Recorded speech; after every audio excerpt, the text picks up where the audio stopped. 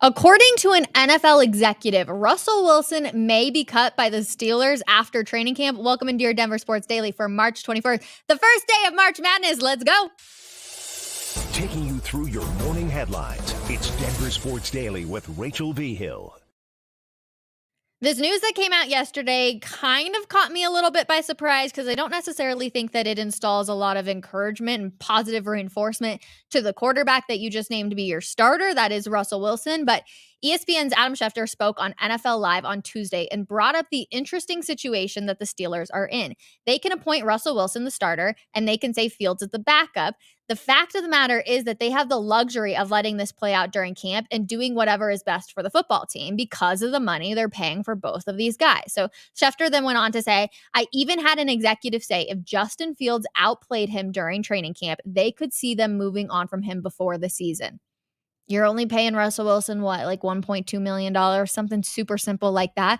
You could totally move on from him if you think Justin Fields is going to be the right move for this Denver Broncos, or for this, not Denver Broncos team. I'm so used to doing that for this team. So we'll look to the Broncos now because they ended up signing an offensive tackle. We haven't seen a ton of moves for the Broncos so far this offseason and free agency. It's been pretty quiet, which I think Bronco country has been a little frustrated with, but they go on to sign offensive tackle Matt Parrott. And according to Mike Liss, the Broncos signed him to a 1-year deal. He is a former New York Giant and spent the past 4 seasons with them, playing in 43 games, primarily as a backup. He's 6'7", 315 pounds. Sean Payton must like his height, his weight, and what they saw as he was a backup for the Giants, so they will look to add him.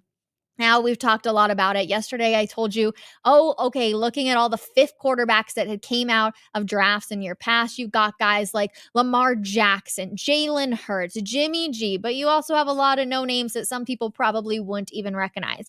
Well, Mel Kiper's newest mock draft came out yesterday, and with the 12th pick, Kiper has the Broncos taking on Bo Nix. Now, what about Bo Nix would fit with Sean Payton? First of all, he's a very quick processor. He's somebody who can get the ball out quickly, which is something we did not see very often with Russell Wilson that we know caused a lot of frustration with Sean Payton.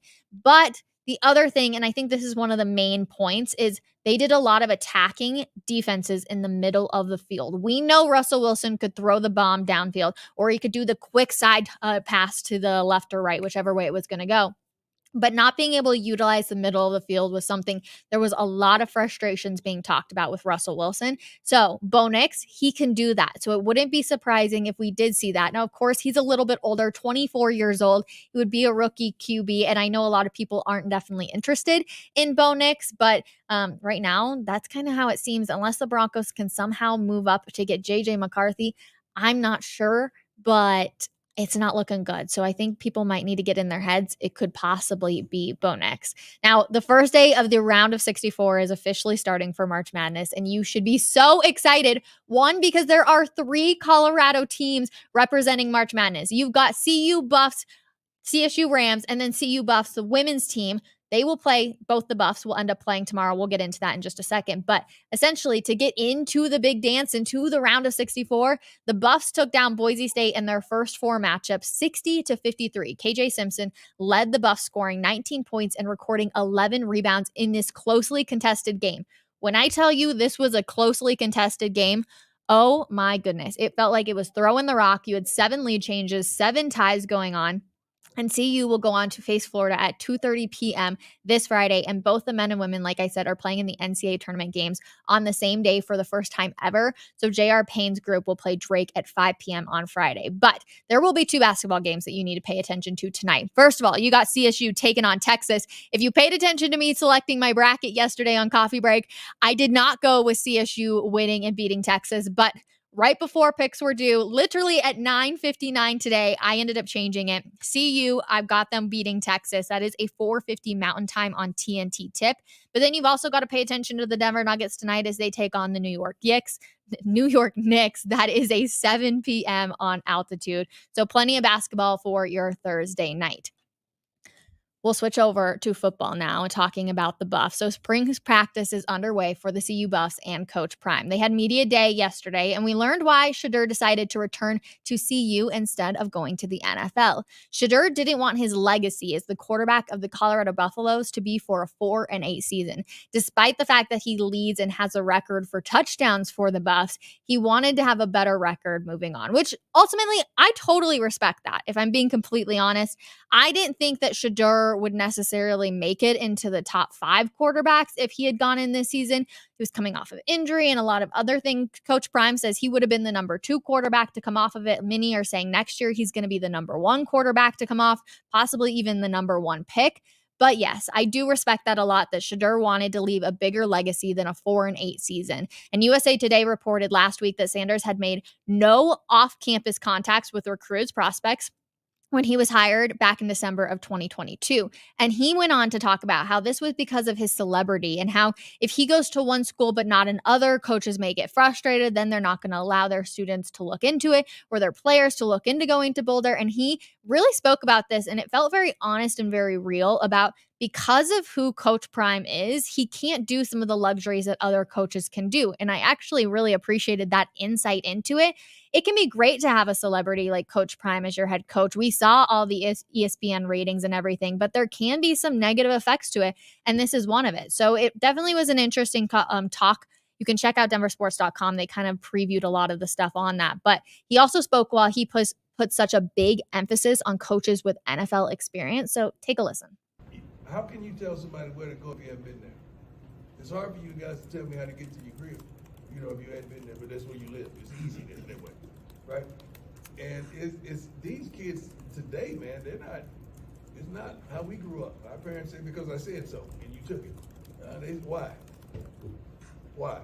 Prove it to me, show me. Like, it's the show me type of generation, and prove it to me generation. Let me see your credentials type of generation. So when you compose a staff that pretty much embodies the NFL and where they're directed to, that is phenomenal.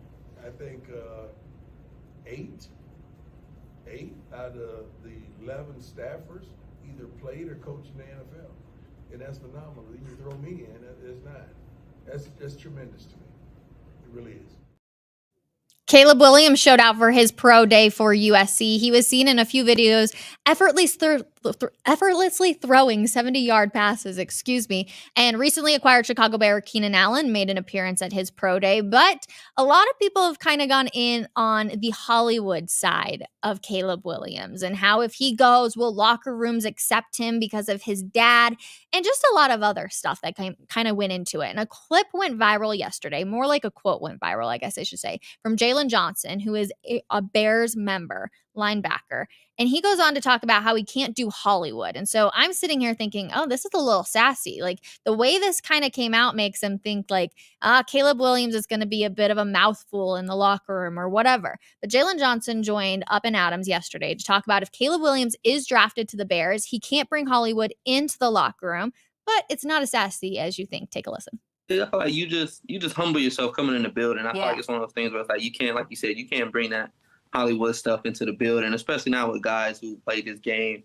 I feel like at a high level for consecutive years in the league. It's just something that guys like myself, guys like Tremaine, TJ, I mean, just the vets now, Keenan Allen. I mean, you just adding certain guys in the locker room. I feel like we're gonna see through, and it's like, nah, that what you did in college, the Hollywood, it's like, nah, that you got to prove yourself. That stuff like that doesn't matter. But I feel like too, you gotta get to know him too. I think it's a fine line between trying to prove a point to him, but also getting to know him. Because I do think that Caleb Williams has gotten a little bit of a bad rep when it comes to the fact that his dad is so involved. He didn't do anything at the combine. He wasn't going to be doing a whole lot this offseason. And I do think we remember all the videos of him like crying. And I think people kind of did give him a little bit of this.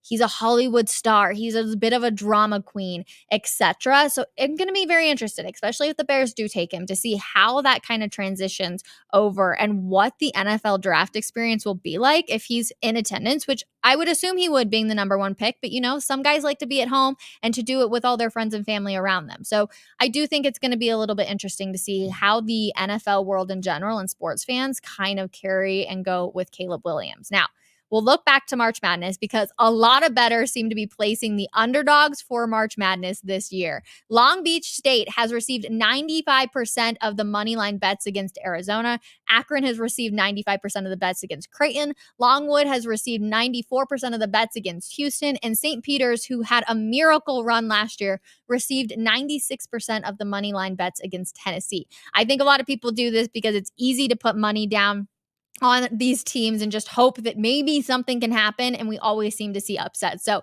definitely funny and interesting, and I'm excited to watch some of the games here in just a little bit.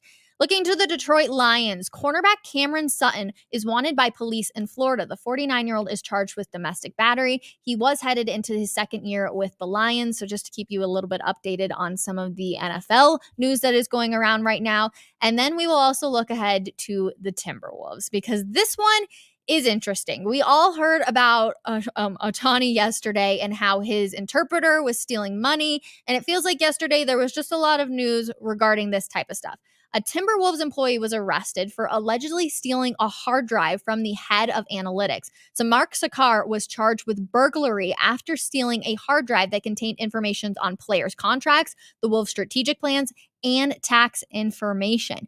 Not good stuff that happened yesterday coming out of the MLB, the NBA, lots of different burglary type things. So always interesting. And we, of course, got all your information here at denversports.com. We love being able to provide you with stories that you can take on your day and share going on to either you're talking with coworkers, you're talking with friends, family, whatever it is. And then, of course, denversports.com has so many good things that you can pay attention to over there regarding everything happening here in the Mile High City. Jake, James, Will, Mace, Cecil, everybody does such a fantastic job over there. So I always love to give them their roses. But it is March Madness today. I'm so freaking excited. Like I said, I changed over my pick. I'm going with the Rams to win tonight. My bracket is set in place. And then on coffee break today, we are hopefully going to be doing a watch along, 12 p.m. Mountain Time. Come hang out with us. We're going to be just sitting in like the fan lobby area where, Josh and I believe Matt Smith is in today. They can come out and chat with everybody, and it'll be really fun and just very laid back. So if you are watching any of the games today at 12 p.m., I believe it should be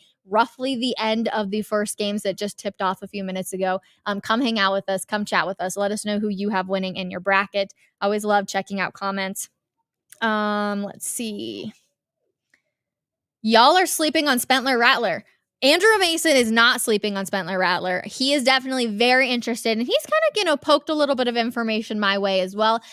He's just not a first-round pick, right? And I feel like Broncos country really is trying to grab onto the fact that they need somebody in the first round. They need hope to be here, and I just don't think a lot of people have that because he's not a first-day, first-round type QB. But Andrew Mason has plenty of good stuff over at denversports.com on him, and they talk about it on Orange and Blue today. That is 4 p.m. every single weekday, so definitely pay attention to that.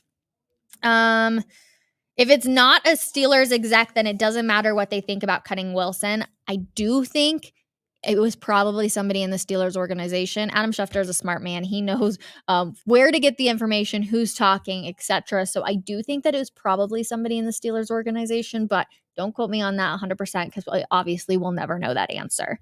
Let's see. I see Williams as an immature, entitled player. I don't think he can lead an NFL team.